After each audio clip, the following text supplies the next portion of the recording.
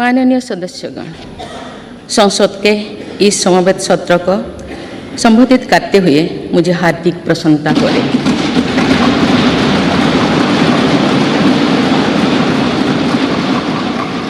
कुछ ही महीने पहले देश ने अपनी आज़ादी के 75 वर्ष पूरी करके आज़ादी के अमृतकाल में प्रवेश किया है। आज़ादी के इस अमृतकाल में हजारों वर्षों के गौरवशाली अतीत का गौरव जुड़ा है। भारतीय स्वतंत्रता संग्राम की प्रेरणाएं जुड़ी है और भारत के स्वर्णिम भविष्य के संकल्प जुड़ी है। अमृतकाल के ये 25 वर्ष का कालखंड स्वतंत्रता की स्वर्णिम शताब्दी का और विकसित भारत के निर्माण का कालखंड है। ये 25 वर्ष हम सब के लिए और देश के प्रत्येक नागरिक के लिए कर्तव्य की पराकाष्ठा करके दिखाने के, ये हमारे सामने युग निर्माण का अवसर है और हमें इस अवसर के लिए 100% सामर्थ्य के साथ हर क्षण कार्य करना है। हमें 2047 तक ऐसे राष्ट्र का निर्माण करना है जो अतीत के गौरव से जुड़ा हो और जिसमें आधुनिकता का हर स्वर्णिम अध्याय हो। हमें ऐसा भारत बनाना है जो आत्मनिर्भर हो,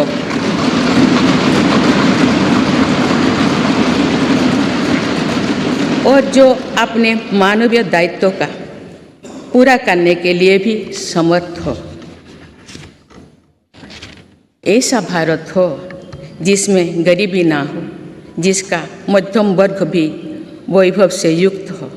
ऐसा भारत हो जिसकी युवा शक्ति और नारी शक्ति समाज और राष्ट्र को दिशा देने के लिए सबसे आगे खड़े हो, जिसके युवा समय से 2 कदम आगे चलते हो।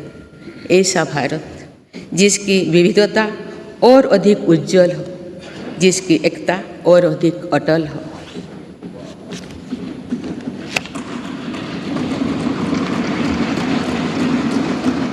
दो 2047 में देश जब इस सच्चाई को जीवंत करेगा तो निश्चित रूप से उस भव्य निर्माण की नींव का अवलोकन और आकलन भी करेगा। तो आज़ादी के अमृतकाल की इस प्रथम बेला को एक अलग आस्था के साथ देखा जाएगा। इसीलिए आज अमृतकाल का ये समय, ये कालखंड बहुत महत्वपूर्ण हो गया है।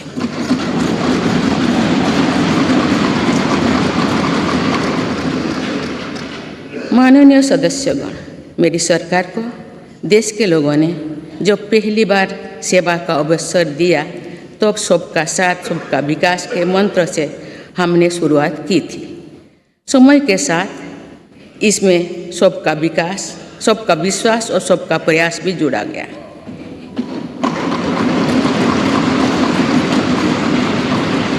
यही मंत्र आज विकसित भारत के निर्माण की प्रेरणा बन चुका है। विकास के ये कर्तव्य पथ पर चलते हुए मेरी सरकार को कुछ ही महीने में 9 वर्ष पूरी हो जाएगी।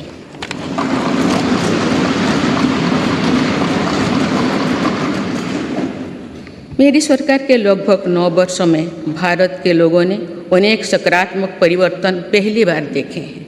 सबसे बड़ा परिवर्तन ये हुआ है कि आज हर भारतीय का आत्मविश्वास शीर्ष पर है और दुनिया का भारत को देखने का नजरिया बदला है।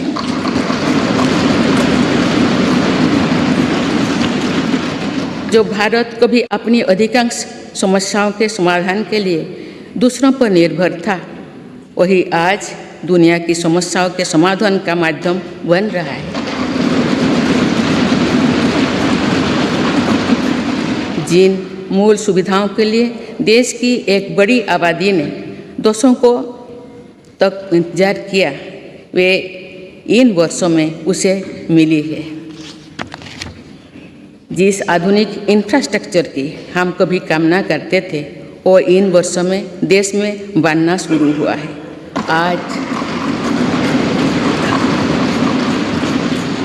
आज भारत में ऐसा डिजिटल नेटवर्क तैयार हुआ है जिससे विकसित देशों में प्रेरणा ले रही है।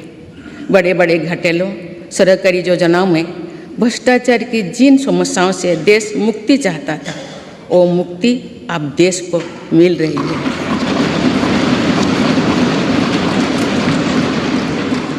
पॉलिसी पैरालिसिस के चर्चा से बाहर आकर आज देश की पहचान तेज विकास और दूरगामी दृष्टि से के लिए गए फैसलों के लिए भी जाने जाते हैं। इसलिए हम दुनिया की 10वें नंबर की अर्थव्यवस्था से 5वें नंबर पर पहुँच गए।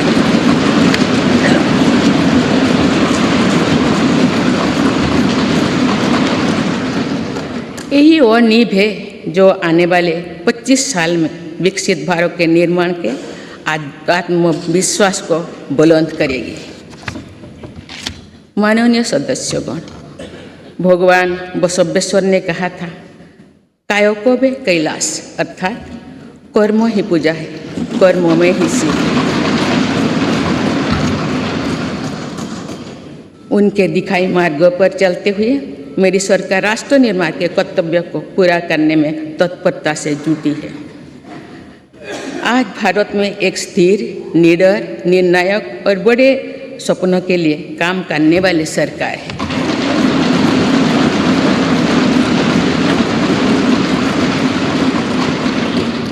आज भारत में ईमानदार का सम्मान करने वाली सरकार है।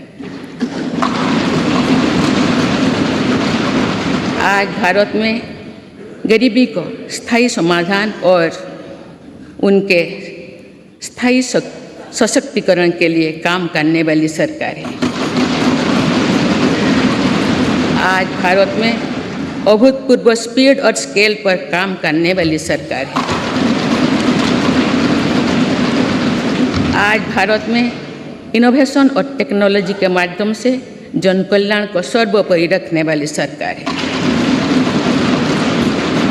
आज भारत में महिलाओं के सामने से हार बाधा को दूर करने वाली सरकार है। आज भारत में प्रगति के साथ ही प्रकृति का भी संरक्षण करने वाली सरकार है। आज भारत में विरासत के संरक्षण के साथ ही आधुनिकता को बढ़ावा देने वाली सरकार है।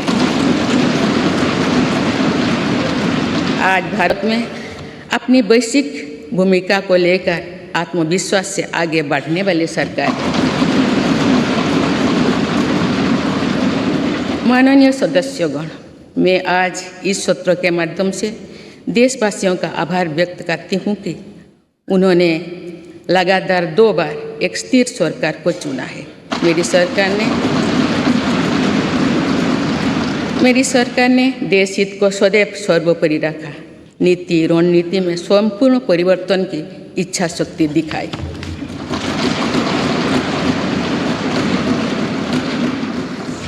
सर्जिकल स्ट्राइक से लेकर आतंकवाद पर कठोर प्रहार तक, LOC से लेकर LAC तक, हर दुस्साहस के कड़े जवाब तक आर्टिकल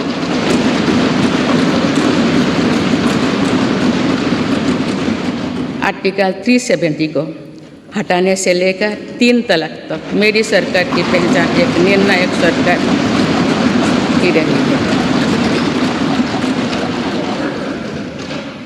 स्थिर और निर्णायक सरकार होने का लाभ हमें 100 साल की सबसे बड़ी आपदा और उसके बाद बनी परिस्थितियों से निपटने में मिल रहा है। दुनिया में जहाँ भी राजनीतिक अस्थिरता है, वह देश आज भीषण संकट से घिरे हैं। लेकिन मेरे सरकार ने राष्ट्रहित में जो भी निर्णय किए, उससे साथ भारत का बाकी दुनिया से बहुत बेहतर स्थिति में।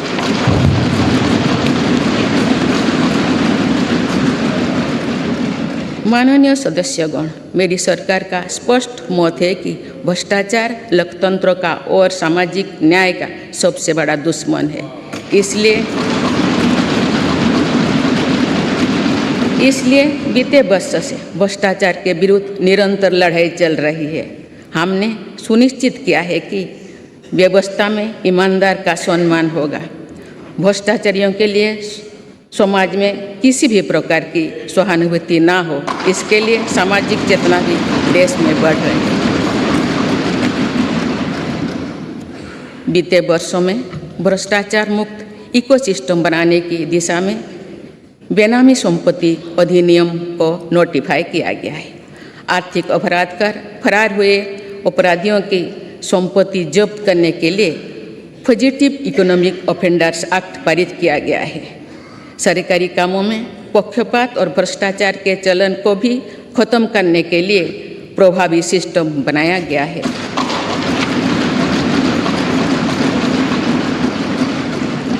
आज सरकारी कामों में टेंडर और खरीद के लिए गवर्नमेंट ई मार्केट प्लेस जैसे व्यवस्था है, जिसमें अब तक 3 लाख करोड़ रुपये से अधिक का ट्रांजैक्शन हुआ है।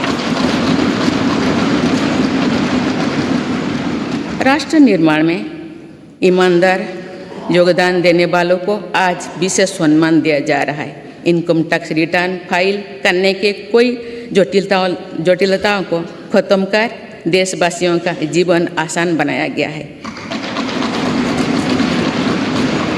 फेसलेस जांच को बढ़ावा देने की वजह से व्यवस्था में पारदर्शिता आई है और उसे जवाबदेह भी बनाया गया है।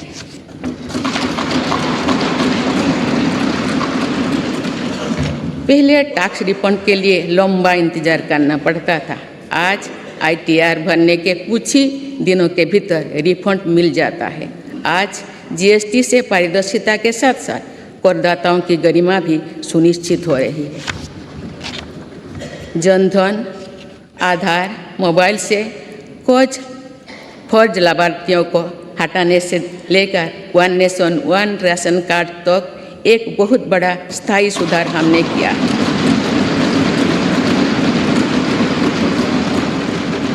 बीते वर्षों में DBT के रूप में, डिजिटल इंडिया के रूप में एक स्थायी और पारदर्शी व्यवस्था देश ने तैयार की है।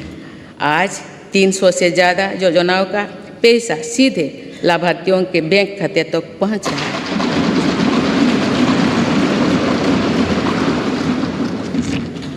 अब तक पूरी पारदर्शिता से 27 लाख करोड़ रुपये से ज़्यादा की रकम करोड़ों लोगों तक पहुंचाई गई है।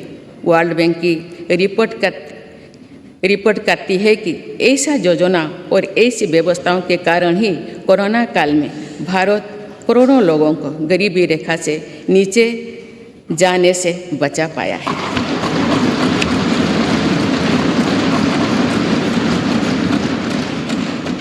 जो भ्रष्टाचार रुकता है और टैक्स की पाई का सदुपयोग होता है तो हर टैक्स पेयर को भी गर्व होता है।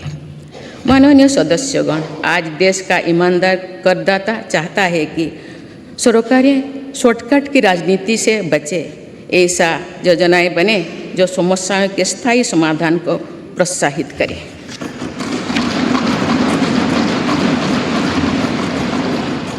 जिनसे सामान्य जीवन का सशक्तिकरण हो। इसलिए मेरी सरकार ने वर्तमान चुनौतियों से निपटने के साथ ही देशवासियों के दीर्घकालीन सशक्तिकरण पर बल दिया है। गरीबी हटाओ आप केवल नारा नहीं रह गया है, आप मेरी सरकार द्वारा गरीब की चिंताओं का स्थायी समाधान करते हुए उसे सशक्त बनाने के काम किया जा रहा है।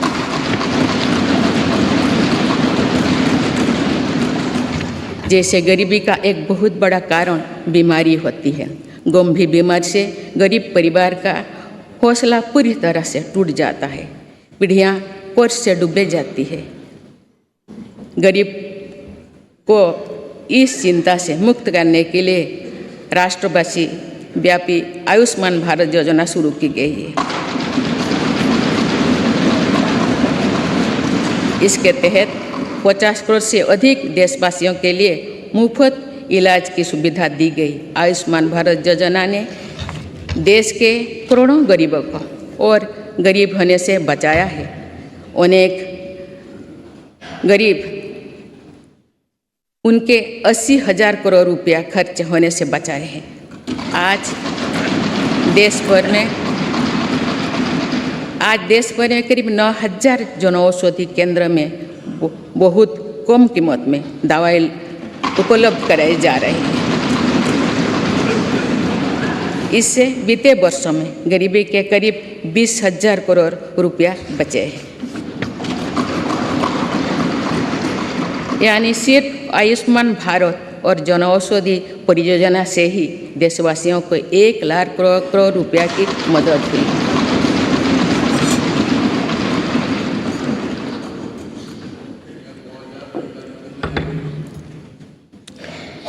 मैं सामान्य नागरिकों के जीवन से जुड़े सबसे महत्वपूर्ण संसाधन पानी का उदाहरण आप सभी के सामने रखना चाहूँगी। मेरी सरकार ने हर घर जल पहुँचाने के लिए जल जीवन मिशन शुरू किया।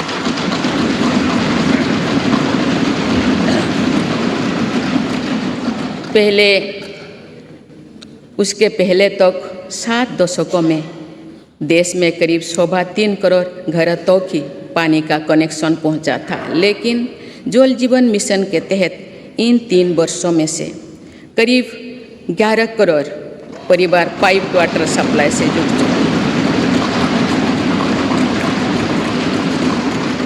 इसका सबसे ज़्यादा लाभ गरीब परिवार को ही मिल रहा है।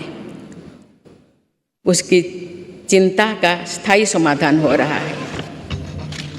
बीते वर्षों में सरकार ने 3.5 करोड़ से अधिक गरीब परिवारों को पक्का घर बनाकर दिया है। जब घर मिलता है तो नया आत्मविश्वास आता है। इससे उस परिवार का वर्तमान तो सुधरता ही है, उस घर में जो संतान बड़े होते हैं उसके आत्मविश्वास में भी वृद्धि होती है। सरकार ने टॉयलेट, बिजली, पानी, गैस ऐसे हर मूल सुविधा की चिंता से गरीब को मुक्त करने का प्रयास किया है। इससे देश की जनता को भी ये विश्वास हुआ है कि सरकार योजना और सरकारी लाभ वास्तव में जमीन पर पहुंचा है और भारत जैसे विशाल देश में भी 100% कवरेज यानी सैचुरेशन संभव है। हमारी ग्रंथों में लिखा है, अयं निजः परो वेत्ति गणना लघुचेतसम्, यानी ये अपना है, ये पराया है। ऐसी सोच सही नहीं होती। मेरी सरकार ने बिना किसी भेदभाव के हर वर्ग के लिए काम किया है। बीते कुछ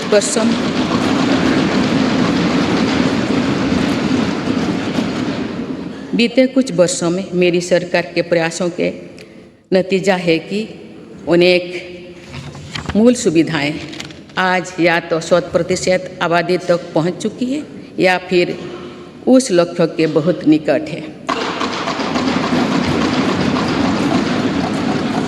मेरी सरकार हर योजना में 100% सैचुरेशन के साथ ही अंत्योदय के प्रति भी पूरी निष्ठा से काम कर रही है। हमारी कोशिश है कि योजनाओं का लाभ सही और सभी लाभार्थियों को मिले, कोई भी सरकार की योजना के लाभ से वंचित ना हो।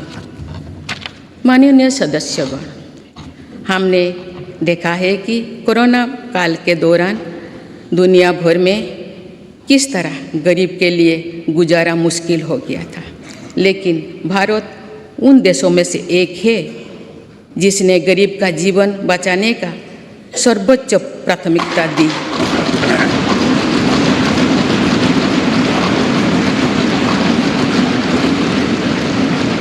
और कोशिश की कि देश में कोई गरीब भूखा नहीं सोए।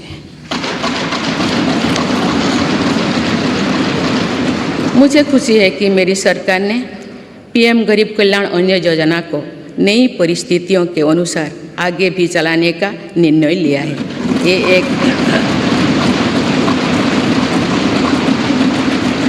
ये एक संवेदनशील और गरीब हितैषी सरकार की पहचान है।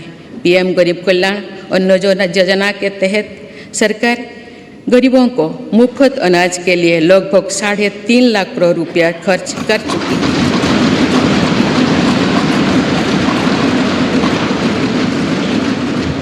आज इस योजना की प्रशंसा पूरे विश्व में हो रही है। इस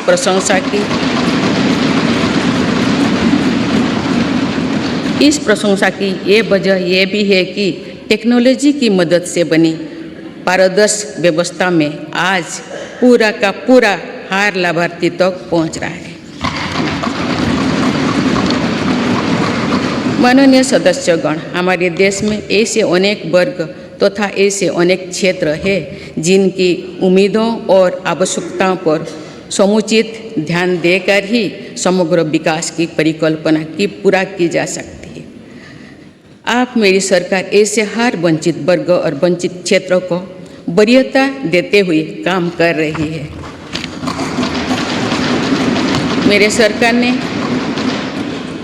हर उस समाज की इच्छाओं को पूरा किया है जो सदियों से वंचित रहा था।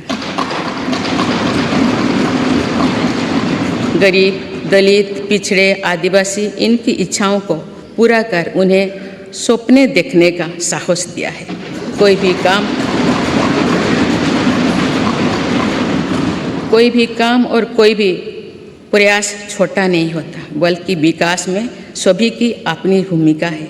इसी भाव के साथ वंचित वर्गों और अविकसित क्षेत्रों के विकास पर बल दिया जा रहा है। रेहड़ी, ठेले, फुटपाथ पर बड़ी संख्या में हमारे छोटे व्यवसायी अपना व्यापार, कारोबार और दुकानदारी करते हैं। मेरी सरकार ने विकास में इन साथियों की भूमिका को भी सराहा है। इसलिए पहली बार इनको फॉर्मल बैंकिंग से जोड़ा और पीएम स्वनिधि के माध्यम से सस्ते और बिना गारंटी के ऋण की व्यवस्था की। योजना के तहत स्ट्रीट वेंडर्स को डिजिटल लेन देन के लिए प्रोत्साहन राशि प्रदान की जा रही है। अभी तक करीब 40 लाख साथियों को इसके तहत ऋण दिया जा चुका है।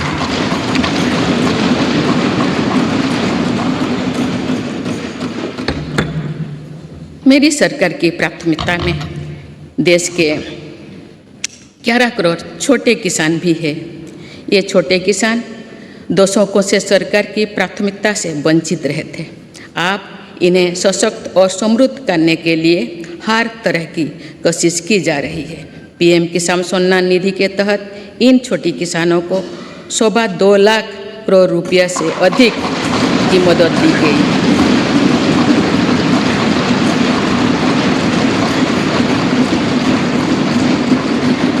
खास बात यह है कि इन लाभार्थियों में लगभग 3 करोड़ लाभार्थी महिलाएं हैं।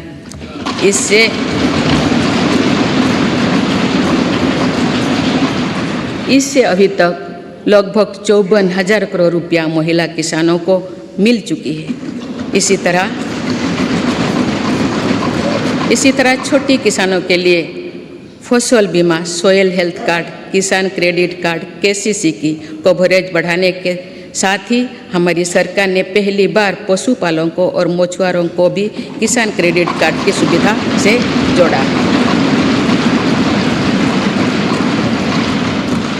किसानों के सामर्थ्य को बढ़ाने के लिए एफपीओ यानी फार्मर प्रोड्यूसर ऑर्गेनाइजेशंस की स्थापना से लेकर फसलों के एमएसपी में वृद्धि करते हुए मेरी सरकार छोटे किसानों के साथ मजबूती से खड़ी है।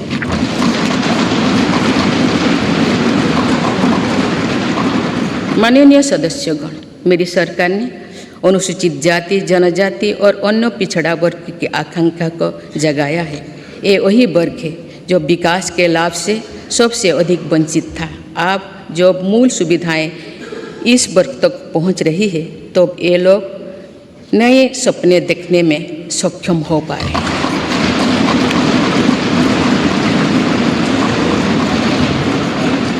अनुसूचित जाति के सामाजिक आर्थिक सशक्तिकरण के लिए डॉक्टर अंबेडकर उत्सव धाम, अमृत जलधारा और युवा उद्यमी योजना जैसे कार्यक्रम चलाए जा रहे हैं।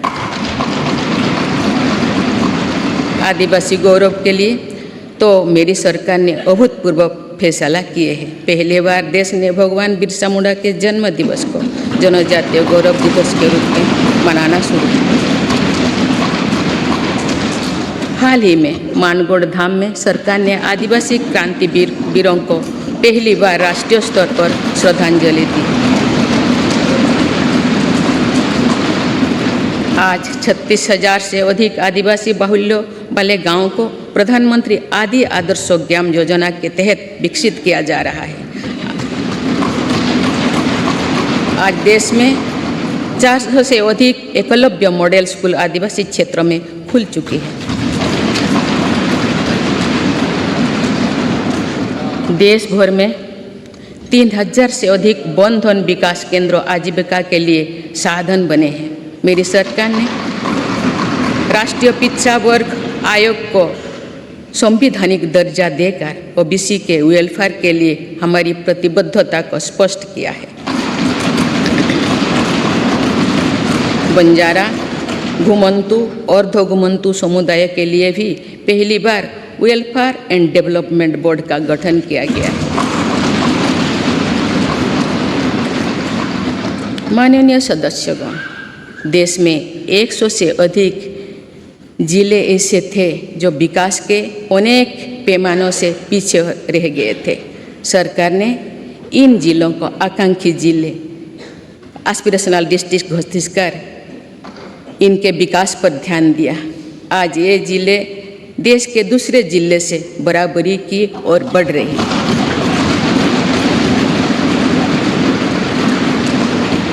आकांक्षी जिले को सफलता को अब मेरी सरकार ब्लॉक स्तर पर दोहराने के लिए काम कर रही है और इसके लिए देश में 500 ब्लॉक्स को एस्पिरेशनल ब्लॉक के रूप में विकसित करने का कार्य शुरू किया गया है। ये आकांक्षी ब्लॉक सामाजिक न्याय की एक संस्थागत व्यवस्था के तौर पर विकसित किए जा रहे हैं। देश के जनजातीय क्षेत्रों, पहाड़ी क्षेत्रों, समुद्री क्षेत्रों और समावेशी क्षेत्रों को भी बीते दशकों में विकास का सीमित लाभ ही मिल पाया था। नॉर्थ ईस्ट और जम्मू कश्मीर में भी दुर्गम परिस्थितियों के साथ साथ अशांति और आतंकवाद भी विकास के सामने बहुत बड़ी चुनौती थी। मेरी सरकार ने स्थायी शांति के लिए भी अनेक सफल कदम उठाए हैं और भौगोलिक चुनौतियों को भी चुनौती दी है। इसी के परिणाम है कि नॉर्थ ईस्ट और हमारे सीमावर्ती क्षेत्र विकास की एक नई नीति का निर्गति का अनुभव कर रहे हैं। सीमावर्ती गांव तक बेहतर सुविधाएं पहुंचाने के लिए मेरी सरकार ने वाइब्रेंट विलेजेस प्रोग्राम पर काम शुरू किया। राष्ट्रीय सुरक्षा की दृष्टि से भी सीमावर्ती क्षेत्रों में अभूतपूर्व इंफ्रास्ट्रक्चर बीते सालों में तैयार किया गया है। इससे भी इन क्षेत्रों में विकास की गति मिल रही है। पिछले कुछ दशकों से राष्ट्रीय सुरक्षा के लिए बहुत बड़ा खतरा बन चुकी वामपंथी हिस्सा भी अब कुछ जिलों तक ही सीमित रह गए हैं।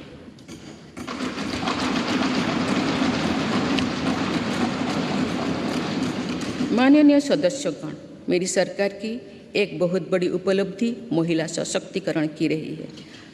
इस संदर्भ में मुझे नारी शक्ति नामक एक प्रेरक कविता का स्मरण होता है, जिसे भारतीय साहित्य की अमर विभूति स्वाधीनता सेनानी तथा ओडिया भाषा की सुप्रसिद्ध नारी कवि उत्कल भारती कुंतला कुमारी सावत ने लिखा था। आज से लगभग 100 वर्ष पहले उन्होंने ये उद्घोष किया था, वसुंधरा तले भारत रमणी नुहे हीन नुहे दिन अमर कीर्ति कोटि जुगे केबे जगत नुहे बोलिन। अर्थात भारत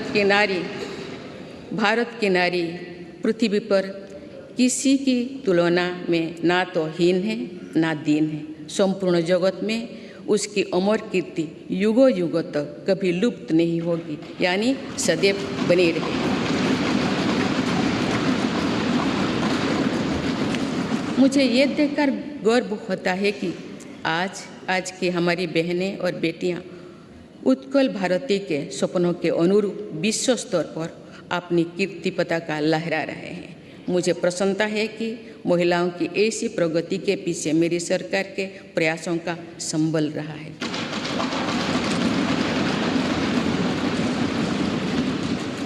मेरी सरकार द्वारा जितने भी कल्याणकारी योजनाएं शुरू की गई है, उनके केंद्रों में महिलाओं का जीवन आसान बनाना, महिलाओं को रोजगार, स्वरोजगार के नए अवसर देना और महिला सशक्तिकरण रहा है। महिला उत्थान में जहां पुराना धारणाओं और पुरानी मान्यताओं को तोड़ना भी पड़ा, उससे भी सरकार पीछे नहीं हटी है। बेटी बचाओ बेटी पढ़ाओ अभियान की सफलता आज हम देख रहे हैं। सरकार के प्रयासों से समाज में जो चेतना आई, उससे बेटियों की संख्या में निरंतर वृद्धि हो रही है।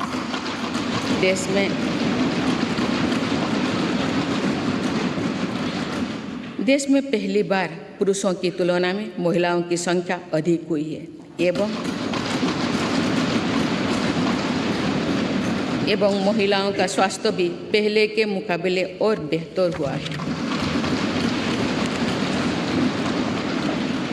प्रधानमंत्री सुरक्षित मातृत्व अभियान हो या फिर प्रधानमंत्री मातृ वंदना योजना, इनमें माँ और बच्चे दोनों की जीवन को बचाने में हम सफल रहे हैं। आयुष्मान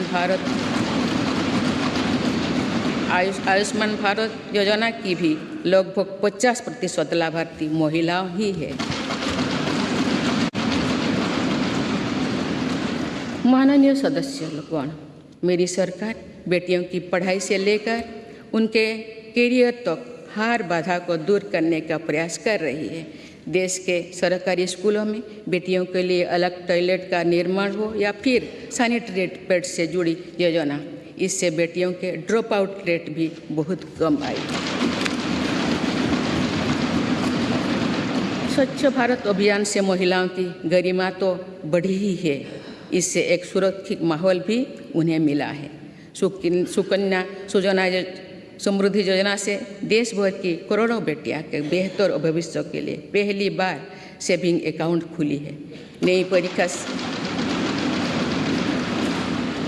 नई राष्ट्रीय शिक्षा नीति में भी बेटियां की शिक्षा के लिए अनेक महत्वपूर्ण कदम उठाई गई है।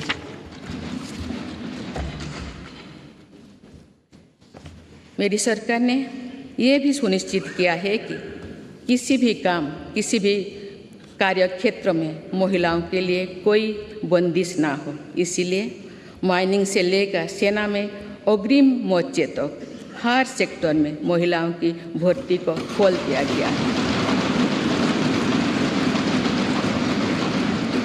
सैनिक स्कूलों से लेकर मिलिट्री ट्रेनिंग स्कूलों तक में अब हमारी बेटियां पढ़ाई और ट्रेनिंग कर रही है। ये मेरी सरकार ही है जिसने मातृत्व अवकाश को 12 सप्ताह से बढ़ाकर 26 सप्ताह किया है।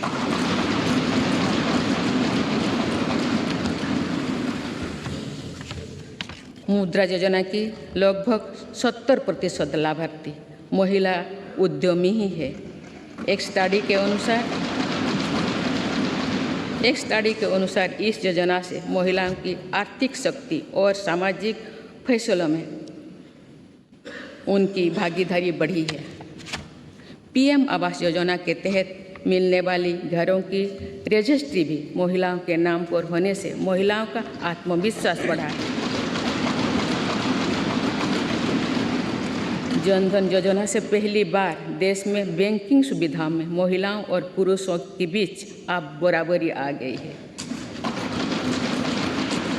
देश में इस समय 80 लाख से ज़्यादा स्वयं सहायता समूह भी काम कर रहे हैं, जिनमें करीब 9 करोड़ महिलाएं जुड़ी हुई हैं।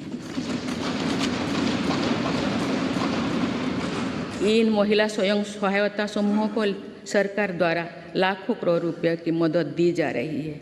माननीय सदस्यगण, हमारी विरासत हमें जोड़ों से जड़ती है और हमारा विकास आसमान को छूने का हौसला देता है। इसीलिए मेरी सरकार ने विरासत को मजबूती देने और विकास को प्राथमिकता देने की राह चुनी।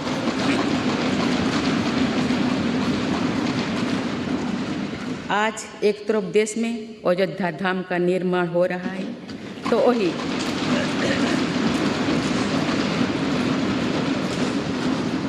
वही दूसरी तरफ आधुनिक संसद भवन भी बन रहा है।